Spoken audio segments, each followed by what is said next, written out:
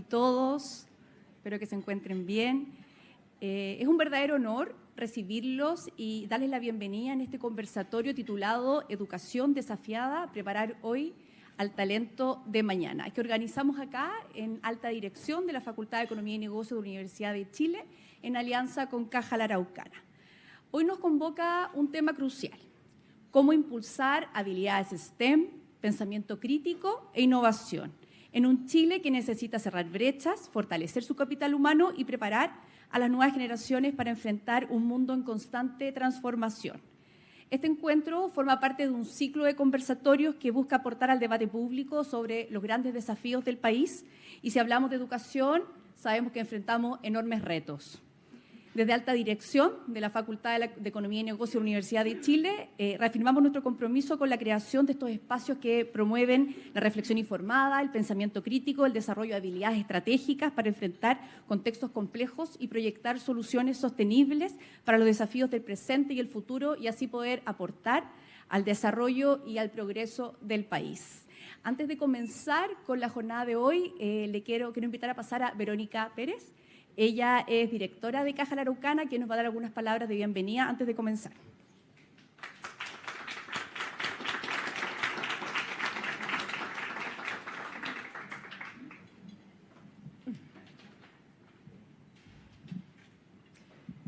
Hola, ¿cómo están? Muy buenos días. Rico ambiente, harta energía, hartas ganas de escuchar cosas interesantes. En nombre de Caja Compensación La Araucana, les quiero dar la más cordial bienvenida a este conversatorio que hacemos en conjunto con el Centro de Aplicación de Alta Dirección de la Facultad de Economía y Negocios de la Universidad de Chile. Quiero agradecer especialmente a su director, Álvaro Clark. Me soplaron que estaba de viaje. Por lo tanto, Gabriela, te agradezco infinitamente tu presencia como subdirectora en este conversatorio, por acompañarnos, por recibirnos en esta casa de la facultad. Este es un conversatorio que impulsamos como Caja La Araucana en conjunto con la FEN para abrir espacios de diálogo que creo que son infinitamente necesarios y para hablar de cosas que son estructurales y que necesitamos enfrentar hoy día con una mirada de futuro. Hablar de trabajo, hablar de equidad, hablar de sostenibilidad, hablar de inclusión, hablar de inteligencia artificial. Yo participé en un conversatorio hace muy poquito aquí de inteligencia artificial y de verdad te vuela la cabeza, ¿ya? Porque yo pertenezco a una generación, y les voy a confesar, yo estudié en mi universidad con una máquina de escribir manual. O sea, ustedes entenderán el paso gigantesco en tan pocos años a lo que nos estamos enfrentando. Entonces, ¿a qué se enfrentan aquellos que van a guiar el futuro de nuestro país y del mundo? ¿Ya? Y por eso el tema hoy día es tan crucial. Es una educación desafiada, pero una educación de cómo preparar ese talento. Yo busqué talento en Google, no, más bien, me salió la inteligencia artificial en la definición. Y claro, de verdad que eran lugares comunes, ya era la capacidad, eran las habilidades, y no me dijo nada, ¿ya? Entonces, yo sé que nuestros invitados de hoy son expertos, profesionales de amplia trayectoria, a quienes también les agradezco muchísimo estar acá. Y seguro que nos van a abrir la mente, nos van a mostrar el futuro, ¿ya? No con una bola de cristal, sino que más bien con cosas aterrizadas para que podamos entender dónde podemos prepararnos, ¿no es cierto?, para estar mejor y hacer de este país un país más justo, más educado, con gente más talentosa, que nos permita finalmente llegar al desarrollo. Así que, de nuevo, muchísimas gracias y los invito a disfrutar de esta convocatoria.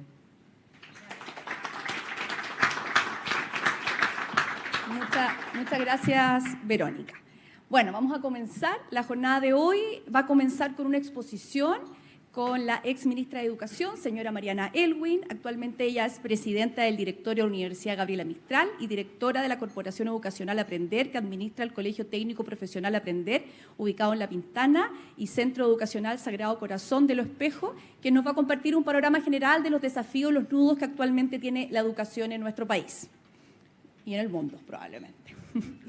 Posteriormente vamos a tener un panel de conversación con destacados referentes del mundo de la educación, Manuel Olivares, actual presidente del directorio de INACAP, y Carolina Pavés, directora de Chile Converge y actual integrante del Consejo Asesor de Alta Dirección de nuestra facultad. La conversación va a ser moderada a través de la profesora Paola Bordón, ella es académica de la Facultad de Economía y Negocios de nuestra universidad, quien se va a encargar de presentar debidamente a los panelistas y guiar la conversación, pero yo quería aprovechar la oportunidad para agradecerles personalmente a los tres por haber aceptado nuestra invitación y sumarse a esta conversación.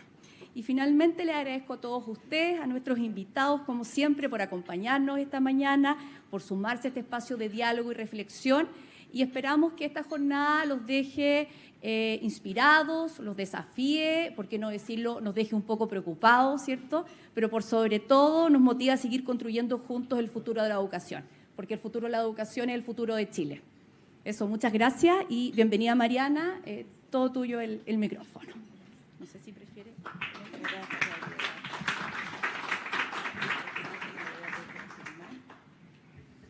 Vamos a ver cómo lo afirmo. Gracias por la invitación.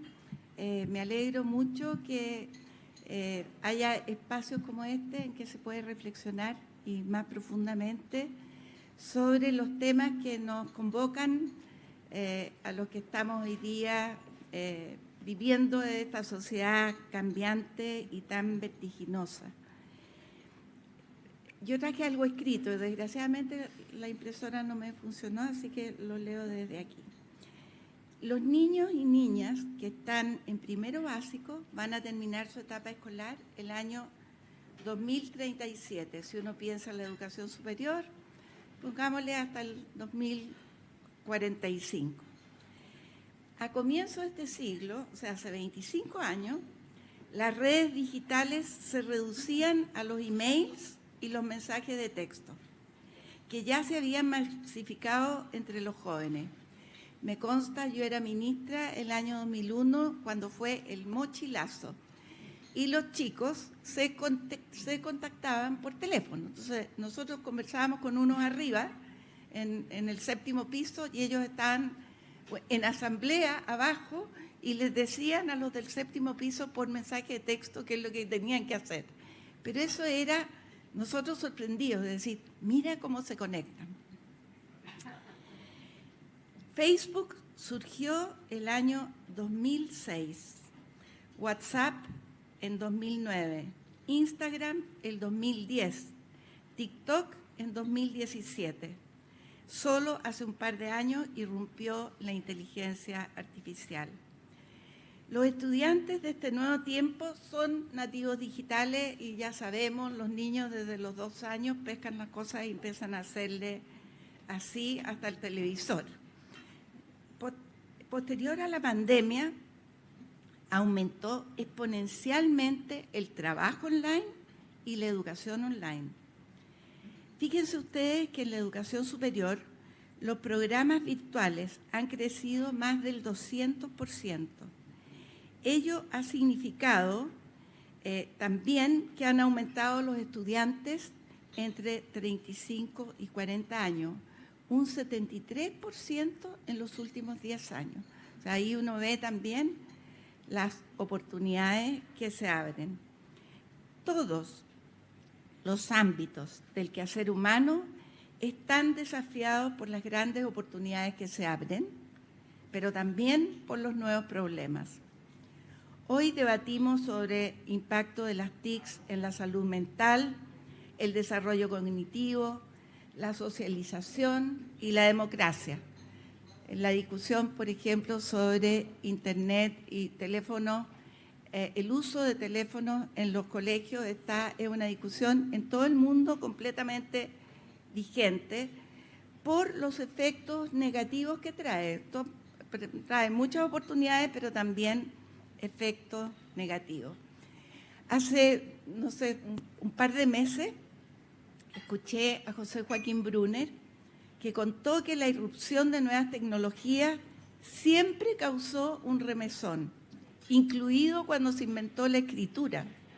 Entonces, filósofos griegos se preguntaron si sería perjudicial expandir la escritura. Casi 1000 años después se inventó la imprenta. Imagínense esa revolución. La diferencia con ahora tal vez sea la rapidez de los cambios. En pocos años la virtualidad ha transformado la vida cotidiana de toda la humanidad, en todos los confines de la Tierra. No sé si han leído el libro de Javier Cercas sobre el Papa que acaba de morir, Bergoglio. Él fue en un viaje a Mongolia y una de las cosas que le impresionó es cómo en Mongolia viven en estas carpas, pero todo el mundo anda con el teléfono en la mano, caminando en las calles. Sin duda, la educación está tremendamente desafiada por esta realidad, pero he de decir que si uno mira hacia atrás, siempre la educación está desafiada, siempre. Siempre la educación pareciera estar en crisis y hay avances que muchas veces no los notamos. Por de pronto aquí en Chile, o sea, ver cómo se masificó tanto la educación escolar en muy poco tiempo. Lo que hicieron los europeos en 5 o 6 siglos, nosotros lo hicimos en 50, 60 años, de incorporar a todos los niños en el sistema escolar. Y lo hicimos en pocos años, en 25 años, de incorporar a los jóvenes a la educación superior. Ahora, mi primera reflexión es para decir que el desarrollo de la neurociencia nos entrega información sobre cómo se aprende y sorprendentemente lo que confirma es que lo que la educación hizo por siglos y que tendemos a abandonar cuando pensamos en las habilidades del siglo XXI es la manera en que se aprende. Por lo tanto, esto es interesante porque no se crea pensamiento crítico sin conocimiento. Por lo tanto, la educación vuelve a estar bajo la evidencia de la investigación más nueva, centrada en los conocimientos. O sea, un aprendiz no es lo mismo que un experto. Un experto puede usar la inteligencia artificial, puede avanzar en las habilidades del siglo XXI. Un experto puede, pero tiene que tener un conocimiento de base que es fundamental. Yo creo que esta es algo bien notable porque nosotros hemos tendido a abandonar esto. La idea de que los estudiantes son protagonistas de su propio aprendizaje está bien, pero son protagonistas guiados por un adulto, un profesor, un experto, porque ellos tienen un proceso que desarrollar de llenar su cerebro con conocimientos. El conocimiento es básico y no podemos enseñarles habilidades sin que exista conocimiento. Es el conocimiento el que permite avanzar hacia nuevos aprendizajes, comprender el mundo, aprender a convivir y actuar en él. Ello no desdeña distintas metodologías, la necesidad de ser atractivo, la enseñanza tiene que ser amorosa y emocional también, pero sí demanda rutinas. Por ejemplo, aprender las tablas, no porque las tablas existan en una calculadora antes y ahora en el teléfono, hay que aprender las tablas. Y sobre ese conocimiento acumulado tú vas desarrollando las exigencias que te permiten desarrollar la memoria de largo plazo. A partir de esta premisa, es indudable que en Chile tenemos un primer gran desafío, que es lograr en tiempo oportuno el aprendizaje de la lectura. Yo creo que eso nosotros no podemos seguir haciéndonos los locos con esto. La lectura es la base de todo aprendizaje posterior. Nuestro déficit es alarmante. Una investigación reciente evidencia que al finalizar el primer semestre del segundo básico, 3 de cada 5 niños y niñas de segundo básico en la región metropolitana están bajo el nivel de comprensión lectora esperado a fines de primero básico. El 29% de las y los estudiantes del nivel socioeconómico más alto no logra el desempeño esperado a finales de primero básico. En contraste, el 73% de los estudiantes en el grupo socioeconómico más bajo está bajo el nivel esperado. O sea, esas cifras son alarmantes y son reversibles fácilmente. Muchos países lo logran en poco tiempo. Yo creo que nosotros avanzamos mucho durante un tiempo y después nos hemos dedicado a otras cosas. No hemos estado centrados en los aprendizajes, hemos estado centrados en los cambios institucionales y hemos abandonado el apoyo, la formación docente y todo lo que conlleva tener buenos aprendizajes en el sistema escolar.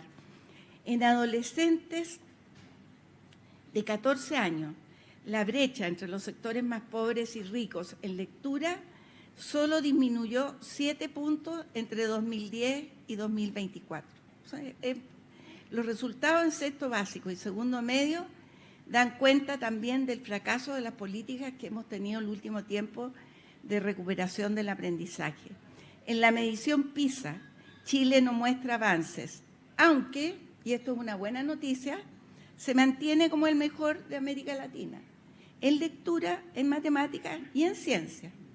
Pero un 56% de nuestros estudiantes están en el nivel bajo en matemáticas, lo que representa un rezago de 3 años respecto a los países promedio del nivel de la OCDE. Se aprende a leer para poder seguir aprendiendo a través de la lectura.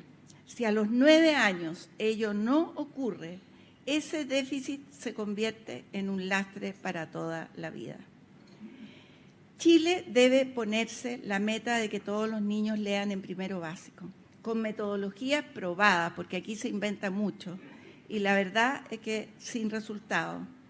Y buenas evaluaciones, metodologías probadas y buenas evaluaciones. Evaluar es fundamental, y evaluar a tiempo, evaluar permanentemente. Por cierto, esto incluye mejoras en la formación docente, apoyo focalizado y una gran tarea nacional que convoque a todo el mundo, a los padres de familia. Y hay iniciativas en ese sentido. No sé si conocen ustedes una que se llama Por un Chile que lee, que acaba de establecer un compromiso muy grande de organizaciones civiles y Estado para lograr este aprendizaje de lectura en primero básico. El segundo desafío, yo voy a terminar ya, el segundo lo representa el rezago que tenemos en la educación inicial. Las reformas implementadas en el sistema educacional han significado un enorme aumento en la inversión pública entre el 2013 y el 2022, que es el último dato que tengo. Ese aumento fue de un 52% real. Sin embargo, esos recursos se han orientado especialmente hacia la educación superior. En el 2020, el Estado gastó un 47% más en educación superior respecto a la educación escolar y un 18% más respecto del gasto en jardines infantiles. Mientras toda la evidencia demuestra que la etapa más importante en el desarrollo socioemocional y cognitivo es durante esa etapa, entre el nacimiento y los 6 años, Chile ha puesto la mayor parte de los nuevos recursos en la educación superior. Aún hay un déficit de un 20% en cobertura de niños entre 4 y 5 años. Y la cobertura de los niños entre 3 y 5 años de edad es exactamente igual a la que teníamos el 2015. Se estancó en un 58%, mientras los países de la OCDE siguen aumentando y están en un 81%. Bueno, yo creo que este esfuerzo requiere esfuerzo público y privado, y el tema está parado por visiones ideológicas que no quieren que el sector privado participe más en esto, pero sin la participación del sector privado vamos a seguir con este déficit. Y el último desafío que quiero plantear es que nosotros tenemos que pasar de la preocupación por la institucionalidad que nos ha llevado muchos años. Hemos cambiado toda la legislación de la educación escolar y universitaria. Yo voy a contar solo una cosa. En el sistema escolar, al sistema escolar lo rigen 25 leyes, 58 decretos, 16 circulares, 9 decretos supremos, 3 decretos de ley, 5 decretos con fuerza de ley. Y los antecedentes muestran que esta es una sobrecarga administrativa de directivos y docentes que coarta la autonomía y dificulta el foco en su principal responsabilidad. Yo trabajo con colegios y esto es todos los días una demanda de rendición, una demanda de un problema de violencia, una demanda de una situación que ha vivido algún profesor, la ley Karim, o sea, llenos de leyes. Y la verdad es que los directores se tienen que dedicar mucha parte de su tiempo en esto. Yo simplemente quiero terminar con decir que Chile es el único país de América Latina que tiene la posibilidad de pasar a las ligas mayores, de dar un salto en educación. Durante 15 años nosotros pasamos de la medianía al liderazgo entre nuestras naciones. Nosotros no éramos primeros, partimos como sextos, y hoy día somos primeros. Se hizo con continuidad en las políticas públicas. Durábamos los ministros por lo menos 3 años. Resulta que ahora duran 1 año, como era en América Latina. Creando condiciones para que la educación se despliegue en ampliación de mejoras en los aprendizajes. Hoy, pese a las regulaciones, tenemos graves problemas de violencia escolar, creciente deserción e inasistencia crónica. Pero todos esos problemas los podemos abordar si hay voluntad política, si hay una sociedad que lo demande, porque resulta que la sociedad no demanda mejoras en educación, demanda mejoras en seguridad, en salud. Pues hay muy válidas razones, pero en general nunca la educación está en los primeros lugares de las demandas de la ciudadanía, salvo las demandas de los estudiantes, y el que grita le llega más. Durante muchos años en este país nos hemos acostumbrado a que esa ha sido la forma en que se han conseguido muchas cosas. Y creo que la seriedad en las políticas, la solidez de la democracia son fundamentales para que podamos tener una mejor educación. Y una mejor educación es fundamental para que podamos tener un país más justo, más libre y un país que avance y se desarrolle para todos los chilenos. Gracias.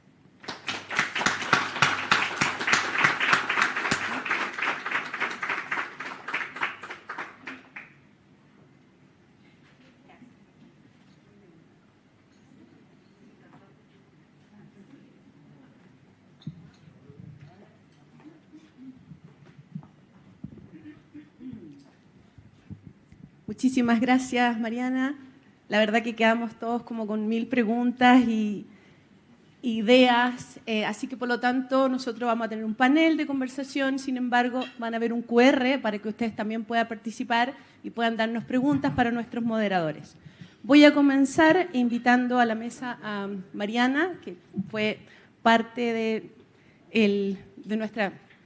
del equipo que estaba trabajando y que nos dio, ¿no es cierto?, una introducción de la educación desafiada, del futuro y cómo hemos ido avanzando estos años, qué es lo que nos falta por hacer. Invito también al panel a Manuel Olivares. Manuel es ingeniero comercial, mención Economía de la Universidad de Chile, General Management Program y Corporate Finance Program de la Universidad de Harvard, Financial Manager Program de la Universidad de Stanford, fue CEO de Itaú Corbanca Chile, gerente general y presidente del grupo BBVA y presidente de Forum. Además, lideró la CPC entre 2014 y 2015, participó en la Asociación de Bancos e Instituciones Financieras, empresario y yo presidente de INACAP, así que del lugar de educación superior. También agradecemos a Manuel por estar con nosotros. Y finalmente invito a Carolina Pavés. Ella es empresaria, emprendedora social, con foco en educación, equidad, propósito. Fue socia y directora del Grupo Enovus, parte del directorio de Chile Converge, una organización que promueve el emprendimiento con impacto, fundadora de CAPAS, una plataforma que conecta y empodera a mujeres a través de redes de aprendizaje y colaboración. Muchísimas gracias, Carolina, por estar con nosotros. Voy a seguir y básicamente porque quedamos todos como un poco no solo interesados, sino que motivados, reflexionando con lo que contaba Mariana. Y para empezar me gustaría saber de su experiencia. Ella contaba que Chile había avanzado muchísimo, pero ¿qué países crees tú que han logrado mejorar de manera significativa los resultados educativos? Cuando yo pienso en países, siempre en mi cabeza está Finlandia, Singapur, de los cuales hablamos bastante, ¿cierto? Entonces, quisiera saber de tu experiencia, ¿qué lecciones, mejores prácticas podríamos aprender de varios países que han avanzado y que están avanzando también más allá de simplificar la regulación, que nos afecta a todos? Yo trabajo en una universidad pública, así que también me afecta. Así que, bueno, muchas gracias, Mariana, por darnos algunas de tus ideas de países que podamos aprender. Ahora, yo no me voy a referir a los países asiáticos porque tienen una cultura bien distinta a nosotros, pero sí algunos países europeos más parecidos a nosotros, como por ejemplo Portugal. Hace poco vino un ministro de Portugal que estuvo 4 años en el ministerio y él contaba que una de las formas en que mejoraron fue centrándose mucho y por varios años, así alrededor de 10, con continuidad en la política pública, centrándose mucho en tener un currículum bien estructurado, evaluaciones permanentes y foco en los aprendizajes. Y el desarrollo de un aprendizaje también basado en conocimiento. Hay mucha evidencia en ese sentido. Hay otra evidencia que es interesante, que es la de Inglaterra, que mejoró así significativamente pasando a los primeros lugares e incluso superando a Finlandia, que Finlandia se ha ido abajo, y fue Inglaterra. Inglaterra tiene 3 países, o sea, está Gales y está Escocia. Y solo en Inglaterra implementaron, con un ministro que estuvo 10 años, implementaron una política centrada en el currículum, muy centrada en el aprendizaje lector, en el aprendizaje básico de las matemáticas y en todos los niveles, en el aprendizaje básico de la ciencia también recuperaron, avanzaron enormemente y tenían como un control de muestra lo que pasó en Gales y Escocia, que no implementaron la misma política. Así que yo diría que ahí hay 2 países que hay que mirar del último tiempo. Ahora, nosotros siempre miramos mucho a España y a Portugal y pensábamos que íbamos a poder en 20 años estar como Portugal. Hoy día nos hemos alejado de esa meta, pero yo creo que tenemos que mirar lo que otros países hacen porque se puede. Muchísimas gracias, Mariana. Quiero continuar preguntándole a Manuel de su experiencia de iniciativas público-privadas. ¿Cuál crees tú que debería ser el rol de las organizaciones gremiales como la CPC en educación y para hacia dónde va, por ejemplo, iniciativas INACAP que nos puedas contar? Bueno, lo primero, muchas gracias. Felicitar a la FEN y felicitar a Alta Dirección por estos espacios de diálogo. Una pequeña aclaración, eso sí, con lo que leíste de mí. Yo no fui presidente de la CPC, yo fui presidente de la Comisión de Productividad de la CPC, para que no haya ninguna confusión. Pero no puedo responder tu pregunta sin antes afianzar algo que dijo la Mariana y contarles una experiencia que junto al rector de INACAP tuvimos hace aproximadamente 8 meses atrás en una visita que hicimos a Stanford, a Berkeley, a Santa Cruz y a la Universidad de Davis. La verdad que estuvimos 10 días reuniéndonos con alumnos, profesores, académicos, directores, y una de las cosas que están haciendo esas universidades es volver a realzar el rol del profesor y volver a realzar las evaluaciones.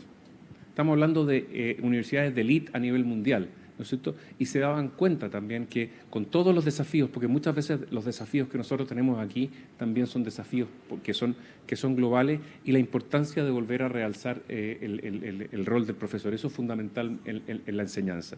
Y ahora yendo a tu pregunta, básicamente ustedes saben, INACAP, ¿no es cierto? Hoy día en INACAP participan todos los gremios que son parte de la CPC, así como un representante de la Corfo, Cercotec, y la verdad que a nosotros nos preocupa mucho la educación. Nosotros estamos en la educación técnico-profesional y hemos hecho un diagnóstico que obedece al plan estratégico que estamos desarrollando 2025-2030, que es un diagnóstico que nos preocupa mucho, y no los quiero aburrir mucho, pero sí con 4 cosas. Uno, y ahí vuelvo a mi experiencia con la productividad, este país lleva más de 10 o 15 años con su productividad estancada.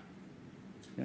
Y tenemos desafíos, hay desafíos, la Mariana decía, en educación, en seguridad, en vivienda, en pensiones, etc. Pero si este país no vuelve a crecer, no vamos a poder acometer ninguno de esos desafíos, ninguno. Y eso es realmente hay que darse cuenta, y en estos momentos especialmente entender que este país necesita volver a crecer para hacer todas esas cosas. El segundo, y acá también lo digo siempre como interés, yo tengo puras hijas mujeres, y, ¿no es cierto?, que es la participación laboral femenina. ¿Ya? A pesar de que la participación laboral femenina ha aumentado, hoy día más de la mitad de las mujeres de Chile no participa de la fuerza de trabajo. Y eso es un problema porque estamos dejando productividad, estamos dejando capacidad, talento, y nuestro techo de crecimiento, ¿no es cierto?, lo bajamos simplemente porque hay un porcentaje importante de la población que no participa. Tú mencionaste, Mariana, también el tema de las nuevas tecnologías. Y las nuevas tecnologías, y alguien hablaba en la introducción sobre la inteligencia artificial, ¿no es cierto? Y esa inteligencia artificial en la enseñanza y en el aprendizaje y en la productividad. Es impresionante cómo las compañías están hoy día aplicando inteligencia artificial, y eso necesariamente se va a reducir, ¿no es cierto?, los puestos de trabajo. Por lo tanto, hay mucha gente que se va a tener que volver a reinventar, ¿no es cierto? Y lo otro, que es un tema que es parte, creo que, de este desafío que dice, la Mariana incluso dijo, los niños que nacen hoy día, el 2035 y el 2040. El problema es que están naciendo muy pocos niños. Es que nosotros no nos damos cuenta también que como país tenemos una de las tasas de natalidad más bajas del mundo. Entonces, probablemente, si no somos capaces de sentarnos a conversar, ver, definir cuáles son las políticas públicas, vamos a hacer una población tremendamente adulta, por no decir vieja, ¿no es cierto? Y eso va a pasar, y eso también va a cambiar, ¿no es cierto?, lo que está pasando con la educación. Yo les contaba en la mesa acá, el año 2018, el 6% de la matrícula de INACAP eran personas que tenían 30 años o más.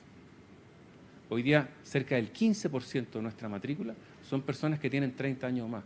Eso obedece a 2 cosas. Uno, a que la gente necesariamente se está volviendo a reentrenar, a recapacitar, pero también está dando cuenta, ¿no es cierto?, que estamos quedándonos con menos jóvenes, ¿no es cierto? Y eso hay que también enfrentarlo. Por eso en INACAP estamos preocupados de estos desafíos y tratando de contribuir aquí y en otras instancias a esta discusión. Muchísimas gracias. Bueno, me recordaron justamente como yo hago clases en la Universidad de Chile, entonces uno prepara sus clases y las tenía hechas y las presentaba, y después dije, claro, la forma que uno aprende, o cuando yo aprendí, era escribiendo. Entonces volví un poco a la pizarra, ¿no es cierto? ¿Y qué pasaba con los estudiantes? Sacaban fotos.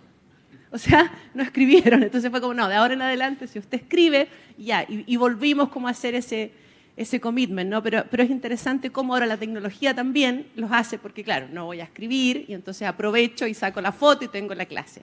Entonces volver, ¿no es cierto?, a las bases a veces se nos olvida, a cosas tan básicas como uno aprendió a leer, ¿no es cierto?, cómo aprendió a escribir, cómo procesó el conocimiento que tuvo, y claro, aprovechemos las tecnologías, pero también recordemos cómo estudiamos, ¿no es cierto?, que al final eso no ha cambiado.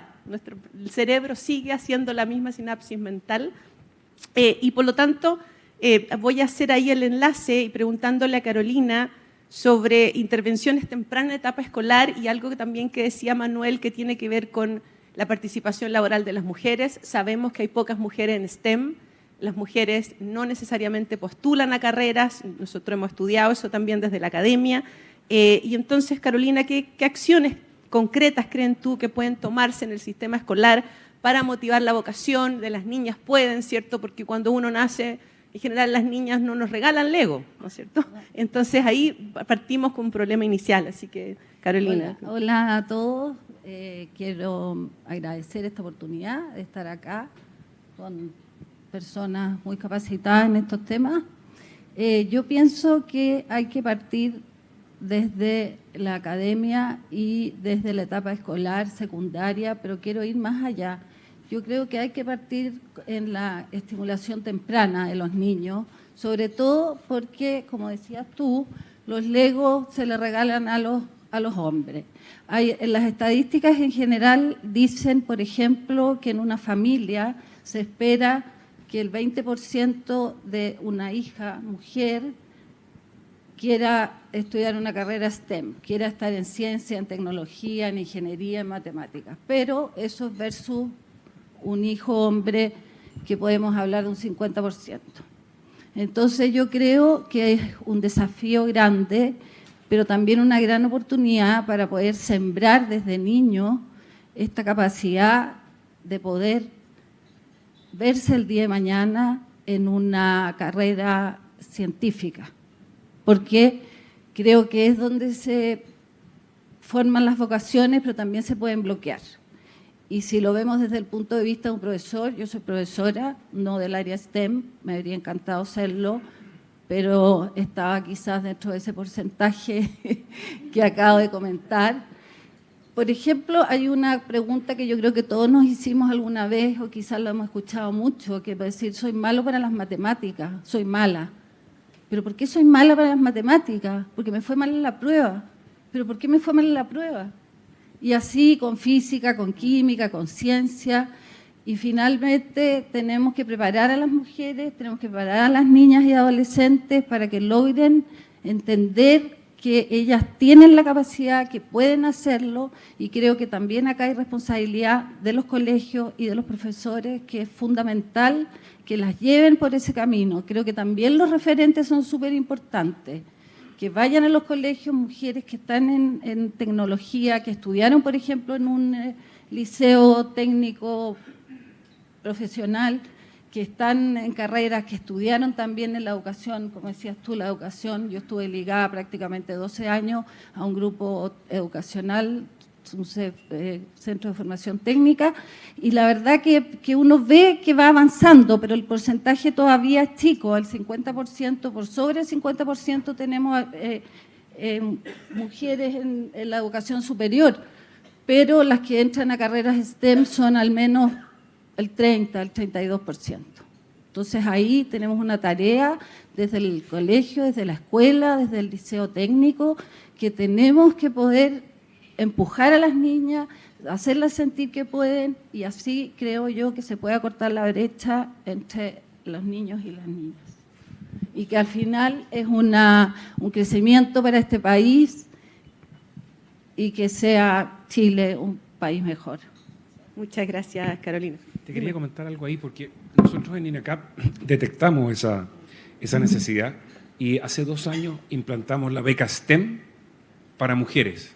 Son 1.500 becas que todos los años estamos entregando para mujeres en carreras STEM. Porque no solamente deben, sino que nosotros, Chile nos necesita, y además que lo hacen muy bien. Entonces, ahí estamos tratando de aportar con un grano de arena. Pero eso no es suficiente, porque además no sacamos nada con que esas mujeres estudien si después no van a ir al mercado laboral. ¿Cuáles son el resto de políticas públicas que tenemos que trabajar para facilitar, ¿no es cierto?, que las mujeres estén en el mercado laboral? Por ejemplo, el tema de la sala cuna, que está, ¿no es cierto? Esa es una ley, y corrígeme tú, Mariana, pero debe llevar 15 años, 20 años, que quizás con ideologías no sea... Pero es fundamental. Por ejemplo, les quiero contar que hoy día nosotros tenemos salas de lactancia en INACAP. ¿Y por qué? Porque muchas de nuestras estudiantes son mamás, con redes de apoyo, ¿no es cierto?, que son ¿cómo se llama?, las abuelas, las hermanas, las tías. Tenemos que hacernos cargo de eso. ¿Cómo nos hacemos cargo también? Porque si nos vamos a envejecer y seguimos pensando que solamente las mujeres son cuidadoras, ¿ya? El problema solamente se va a ir agrandando. Entonces, yo creo que este tipo de instancias como las que están planteando acá, el poder sentarnos, el tratar de entender el problema, no dar soluciones, porque yo no tengo la solución, lo digo al tiro, yo no tengo ninguna solución, yo simplemente digo, acá hay temas de diagnóstico que tenemos que levantar y ver qué es lo mejor para Chile. Y ahí es donde creo que nos tenemos que sentar a conversar todos. Muchas gracias, Manuel. Sí, de hecho, una de las cosas que algunos hemos estado estudiando hace mucho tiempo es que te preguntan, ¿pero por qué necesitamos más mujeres en ciencia? Y una de las respuestas obvias es que estamos perdiendo talento. O sea, nosotros tendríamos mujeres muy capacitadas que simplemente no postulan, porque creen que, primero, no necesariamente es amigable, ¿no es cierto? En general, las facultades de ingeniería y tecnología son mucho más masculinizadas, pero también después en el mercado laboral. Se tienen que enfrentar a ambientes más competitivos y en general las mujeres no necesariamente buscan ese tipo de instancia. Entonces, es fundamental, y además para aumentar crecimiento económico, ¿cierto? Si tengo más mujeres produciendo más, mejorando, aumentando el talento, mejoramos la competitividad. Y ahí solo, ¿no es cierto?, agregar que efectivamente hace un par de años la Universidad de Chile, la Facultad de Ingeniería, agregó estos cupos de paridad y que generó, ¿no es cierto?, un drama porque básicamente asignaba cuotas para mujeres. Y en general lo que se hacía era que se postulaban en el mismo orden de siempre y las que quedaban en la lista espera se daba un cupo adicional para mujeres. Y eso no solo generó que aumentaran las postulaciones, ¿no es cierto?, primero que quedaron más, sino que lo hizo mucho más amigable y hoy día más que proporcionalmente compensó, ¿no es cierto?, y no se perdió talento, que era lo que inicialmente decía, no van a entrar mujeres como por el lado. No fue así, tanto que se demostró esa experiencia y en Chile hoy día existe la iniciativa que se llama Mujeres Científicas, ¿no es cierto?, y que todas las universidades tienen bajo el puntaje de corte puntos adicionales. Y lo que empezamos a mirar después es, eso está súper bien, está súper enfocado, o sea, más mujeres en STEM, pero también a veces nos falta el otro lado, la paridad de que a veces nos faltan hombres en carreras que son feminizadas. Y entonces ahí también existen iniciativas que son justamente cuotas de paridad para hombres en carrera, un cierto trabajo social, etcétera, donde nos faltan, porque también se desequilibra hacia los dos lados, ¿no es cierto? Entonces, a veces también perdemos talento ahí. Entonces, dado, digamos, estos cambios y lo que ya había hablado algo Mariana respecto a inteligencia artificial, quería que nos contaras un poco cómo ves tú el desafío de la enseñanza tradicional versus estas nuevas formas de aprender o que básicamente uno quiere saltarse el proceso, ¿cierto? No quiere pensar, sino que quiere preguntarle a ChatGPT sobre tal y tal cosa. ¿Cómo ves tú para que las nuevas generaciones vuelvan a tener la curiosidad, vuelvan a enamorarse de aprender, etcétera? Es interesante la reflexión que se está haciendo en todas partes, en el mundo, en educación, con cómo usar la inteligencia artificial. Yo lo que veo es que la inteligencia artificial sirve muchísimo a los profesores, a los colegios, por ejemplo. Hoy día ya se está haciendo que tú ingresas todos tus reglamentos a la inteligencia artificial y si tienes un niño que consumió marihuana en el baño, tú preguntas qué hago con... Y te sale todo lo que tú tienes que hacer, el protocolo. Bueno, ese tipo... También, por ejemplo, hacer evaluaciones cortas para los profesores, yo creo que es una herramienta muy útil para los profesores, pero a los alumnos hay que irlos introduciendo de a poco. Y a mí me parece que es válido lo que se plantea hoy día, cuando tú todavía no tienes realmente un criterio para discernir qué y cómo usas un instrumento que es tan amplio, tú tienes que preparar a esa persona como un aprendiz para que llegue a usarla de manera correcta. Esa es una visión que está primando en la discusión hoy día. O sea, no es, por ejemplo, yo creo que es un instrumento importante para los estudiantes universitarios, pero siempre y cuando esté también guiado, normado, y sea un potencial y no un distractor o un inhibidor del desarrollo cognitivo o del desarrollo moral o del desarrollo intelectual de una persona. Muchísimas gracias. Continuando un poco con lo que hablábamos, ¿no es cierto?, de cómo nos insertamos en carreras STEM, pero también en el mercado laboral. Manuel, ¿qué crees tú que serían los cambios necesarios para asegurar las trayectorias técnico-profesionales? Porque a veces se ve como que todo el mundo quiere ir a la universidad, ¿cierto? Y en general lo que estamos viendo es que también necesitamos profesionales, técnico-profesionales. Y entonces, ¿cómo ves tú que es una manera de vincular de manera temprana a los estudiantes a sectores productivos, por ejemplo, donde ustedes tienen básicamente una ventaja comparativa respecto a las universidades?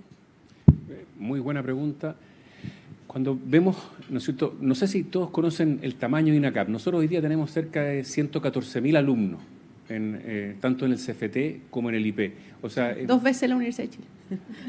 2 veces la Universidad de Chile. Entonces, además tenemos una ventaja, que como tú dijiste, el poder estar muy cerca de los diferentes gremios e industrias de nuestro país. Nosotros hoy día tenemos montado a lo largo de todo Chile 9 consejos sectoriales y 18 consejos regionales, donde tratamos de, en reuniones que hacemos trimestralmente con ejecutivos, que son o los presidentes, o los gerentes generales, o los principales ejecutivos de esas empresas, ¿no es cierto?, para entender un poco cuáles son las necesidades de capital humano, no solamente las que necesitan hoy día, sino que las que van a necesitar en 5 años más, porque esas mallas curriculares, esa articulación que tenemos que ir haciendo, la vamos haciendo muy de cerca, de mano con la empresa. Pero hay algo también que no puedo dejar de mencionar, y yo no sé si alguno ha visto este reportaje que hizo, este report que hizo el World Economic Forum sobre las carreras al 2030 que probablemente van a perder interés, aquellas que van a estar más demandadas, y cuáles van a ser los skills que tiene que tener, ¿no es cierto?, la fuerza laboral al año 2030, que el 2030 es mañana, para estos efectos el 2030 es mañana. Pero lo interesante de ese reportaje, que se los recomiendo leer, es que ayer en el Economist salió algo muy interesante, que es que no sacamos nada con desarrollar esos skills, si no desarrollamos también lo que en inglés dicen el carácter de las personas. No sé si lo viste. El carácter de las personas. ¿Y a qué se refieren con el carácter? A la capacidad de resiliencia, a la responsabilidad, a los valores y a las virtudes. Que hablar de valor y virtud es como medio añejo hoy día, pero da la sensación de que hoy día es más importante que nunca. Nosotros en INACAP no solamente hoy día estamos comprometidos con tener esta cercanía con las empresas para saber lo que necesitan y tratar de tener los mejores técnicos y profesionales, pero estamos desde hace 2 años tratando de formar mejores ciudadanos, tratando de que todos seamos mejores ciudadanos y mejores personas. Yo no saco nada con tener a los mejores electricistas si no van a llegar a la hora que los citaron, si van a mentir. No saco nada con formar a los mejores mecánicos si no van a echar todo el aceite en el cambio motor y se van a quedar con la mitad del aceite. No saco nada con formar a técnicos, ¿no es cierto?, que no puedan trabajar en equipo, porque hoy día estos nuevos desafíos que tienen las tecnologías y lo que necesita la industria y las empresas de capital humano requieren que trabajemos mucho juntos y que nos comuniquemos. Entonces, en ese sentido, también creo, y esto es un llamado para todos, de que de repente vale la pena volver a temas más básicos quizás, las virtudes, los valores, el rigor, la disciplina, la puntualidad. Y ahí nosotros también estamos tratando de hacer un esfuerzo. Algunos pensarán que esto es tirar agua en el mar. Nosotros creemos que no, y vamos a seguir también por esa línea. Muchísimas gracias. Eso también es fundamental, ¿no es cierto? Las otras características, hay gente que le llama soft skills, pero uno quiere disciplina, resiliencia, eso es lo que nos ha hecho salir adelante. Y aprovecho entonces de vincular a Carolina en su experiencia con la sociedad civil, ¿no es cierto?, ayudando al sector privado también en educación, y cómo ustedes ven que la equidad no solo a veces, nosotros hablamos de equidad, trayectoria, ¿no es cierto?, incorporar a las mujeres, y lo ven como una cosa política pública, como que el gobierno debiese hacer cargo del Estado. Pero hay iniciativas también de la sociedad civil. ¿Qué iniciativas crees tú que pueden marcar la diferencia y ayudarnos en ese camino? Bueno, primero que nada, yo creo que es un tema del que todos tenemos que hacernos cargo, que hemos visto que las mujeres han ido avanzando, pero todavía falta.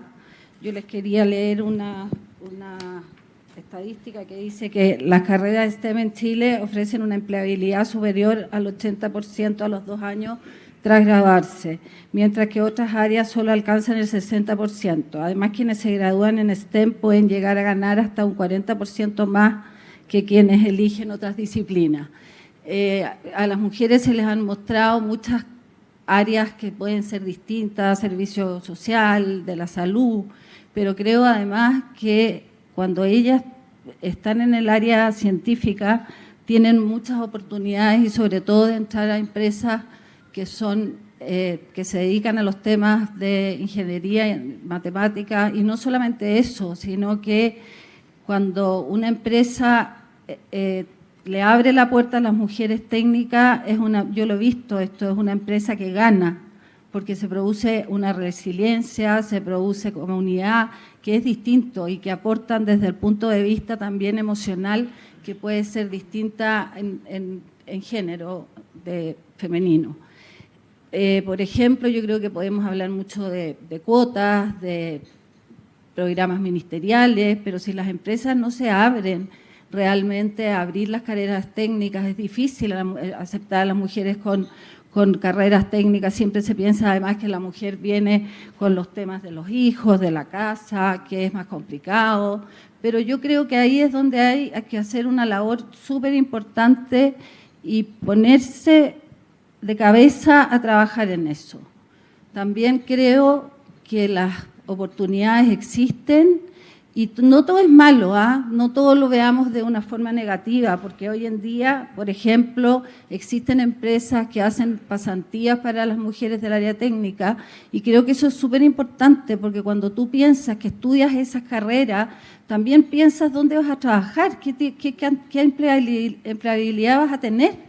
Entonces es tremendamente complicado para ellas si no ven este futuro y no lo ven cercano, porque son vocaciones que hay que trabajar y que se pueden acortar la brecha de esa forma, pero si no cuentas con las empresas que realmente te van a abrir la puerta para hacer pasantías, para trabajar en ellas partiendo quizás desde abajo, pero que realmente esté abierta la oportunidad para poder hacerlo, porque si no es difícil y tiene que ir de la mano también con la sociedad civil, porque yo creo que todos tenemos en nuestras distintas veredas tenemos responsabilidad en esto y tenemos que ayudar a las mujeres. Yo tengo 3 hijas mujeres, como decía Manuel, soy pro mujer, siempre creo en la colaboración entre las mujeres y creo que se puede lograr acortar la brecha, sobre todo cuando tú ves que hay futuro, ves que puedes tener el trabajo, puedes compatibilizarlo con tu casa, con tus hijos y creo que es fundamental que las empresas lo hagan. Hay empresas que tienen pasantía, también hoy en día hay plataformas, hay corporaciones, hay fundaciones que lo están haciendo y yo creo que esa es una gran forma de apoyar. Muchísimas gracias, Carolina. No nos queda mucho tiempo, así que voy a aprovechar de enlazar algunas preguntas que nos han enviado ustedes.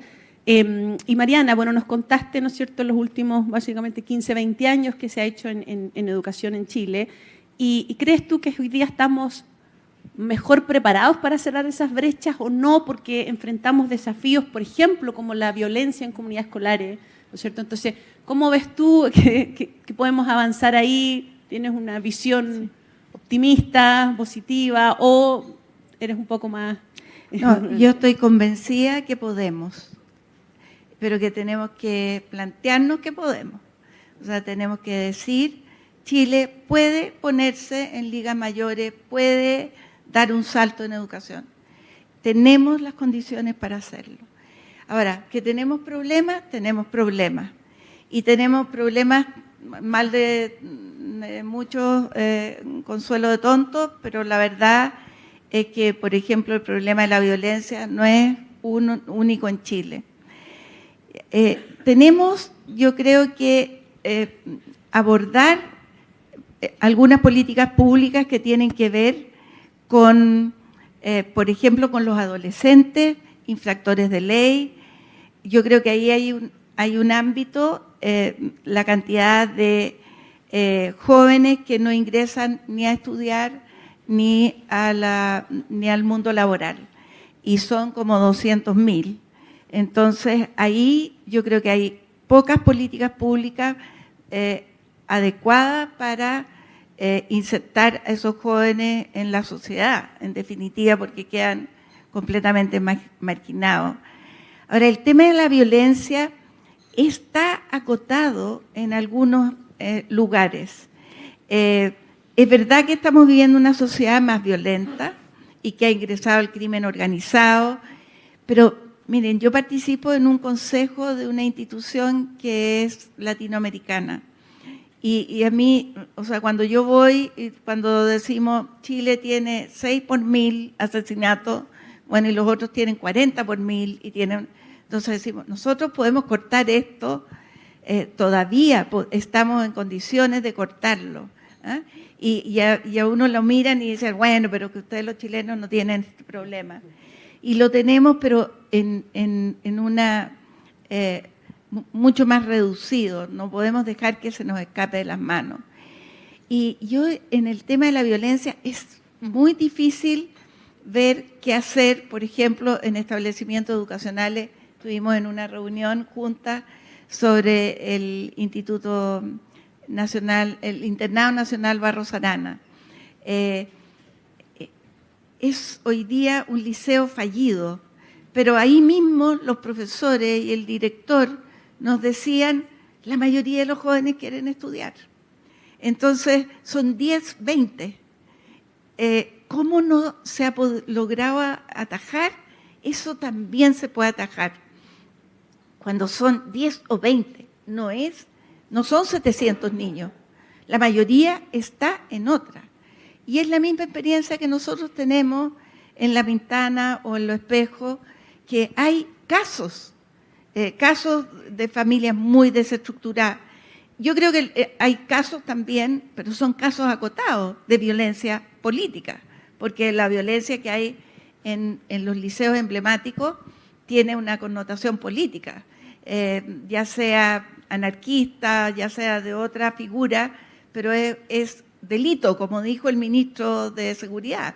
Dijo ahí, no estamos hablando de convivencia ni de violencia escolar, estamos hablando de delitos. Y los delitos, hay que intervenir en los delitos. Yo creo que ahí hemos tenido mano blanda. Pero hoy día la sociedad misma está exigiendo que eso se resuelva.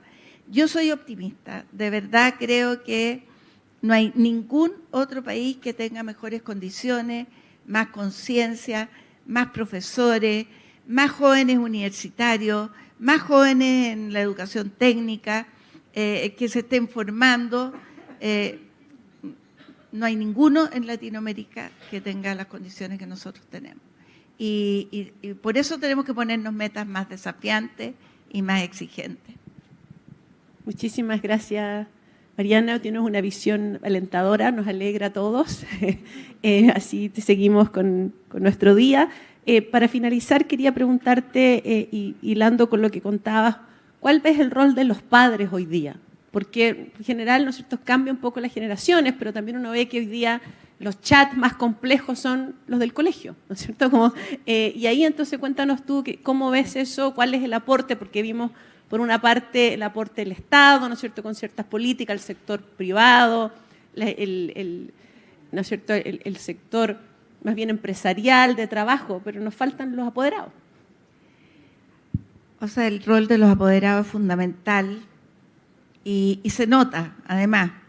E insisto, o sea, si uno piensa, el 70% de los apoderados está comprometido con sus hijos.